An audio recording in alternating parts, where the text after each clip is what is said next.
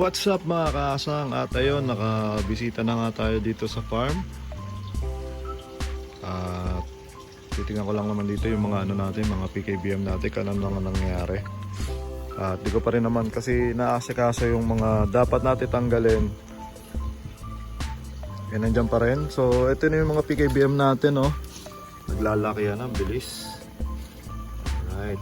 So hindi ko pa ito napipilian, oh. May mga long body pa dyan. Yan, yung mga, ito yung mga iniwalay natin ng fry noon. Hindi ko alam kung ba't hindi pantay-pantay yung laki nila.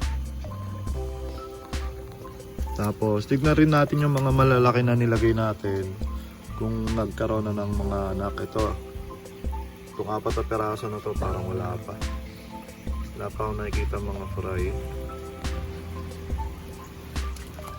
Yung kabila dito ako kumuha ng nakaraan na ano, yung inuwi ko sa bahay, kaso naibenta ko na rin.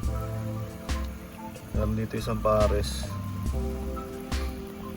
wala pa ako nakikita ang fry. Dito isang trio, wala pa ako nakikita ang fry. Ang tagal parang ang tagal nila dumami dito Tapos yun, meron pang isa dito ang trio. Ito yung mga fry na ako nakikita. So good sign niya na unti-unti dumadami na. Yung mga jubi natin noon, yan, medyo malaki yung female nito, nasa ilalim. Medyo malaki. Yan, yung mga nakikita na ang fry. So unti-unti na siyang dumadami din. Ito yung main truck natin. Pinapalay ko pa itong mga to. Marami dito parang yung mga long body. Ayan. Baka nagagumba. Tapos dito, ito may mga fry na din. Halo-halo na sila. Ang dami nito. Ginawasan ko na ito noong nakaraan, nilipat ko na sa ibang lalagyan. Tapos parang ang dami niya pa. Kasi may mga maliliit. So yan. Hindi ko alam kung sino ng anak dyan. Mga long body rin tayo nakikita. Next na pagbalik ko siguro, pipilian ko na yan. Kukunin ko yung mga long body, titira ko yung mga bilog. Pati doon sa kabila. Dito wala pang fry. Dito mga mabibilog yung mga nakalagay dito. May maliit na ito.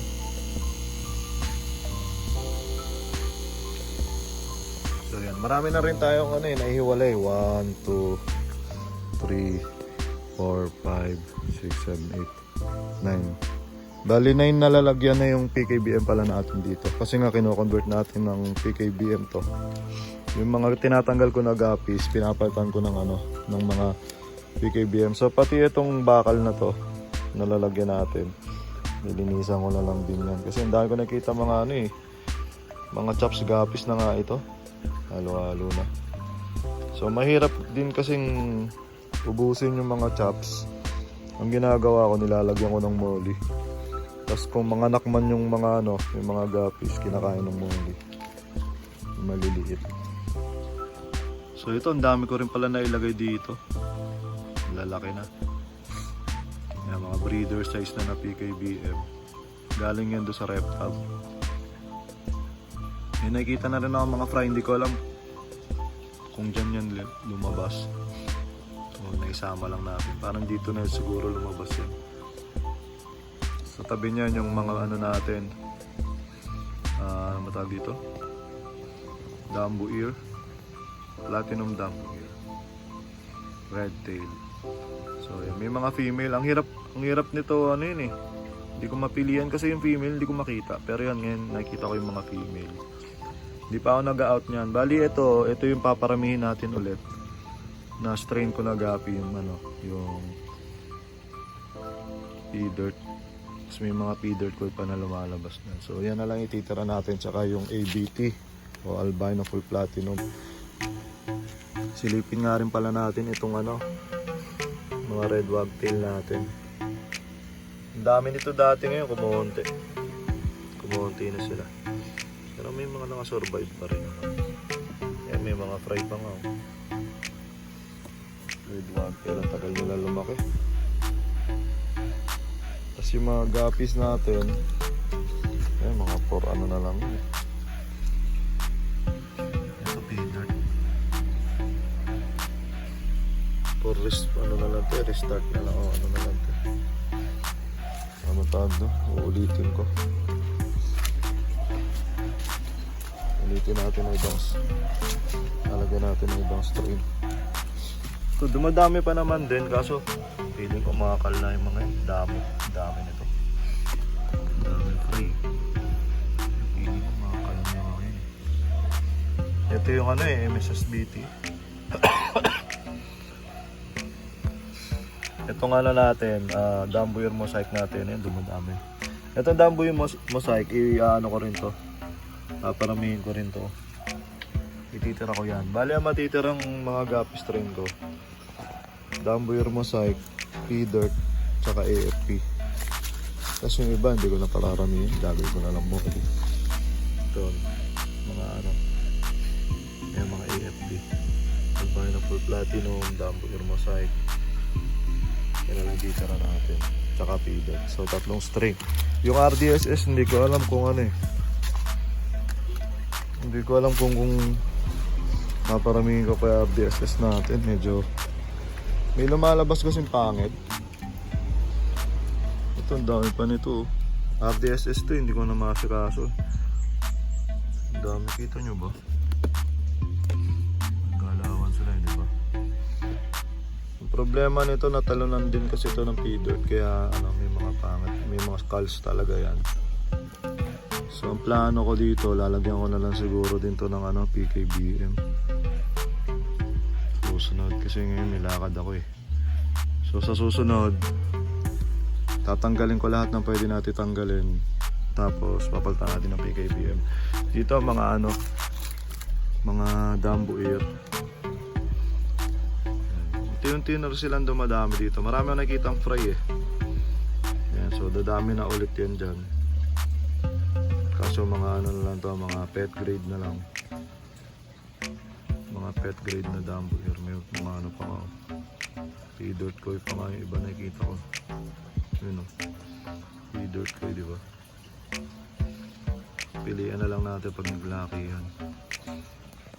So ito mananatiling P-Dirt ko. Ito lalagay, gagawin natin molly.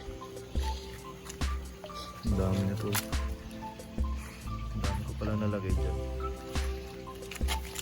Ito, may mga female. Akala ko puro male na lang yung natira nung nakaraan eh. May mga female pa.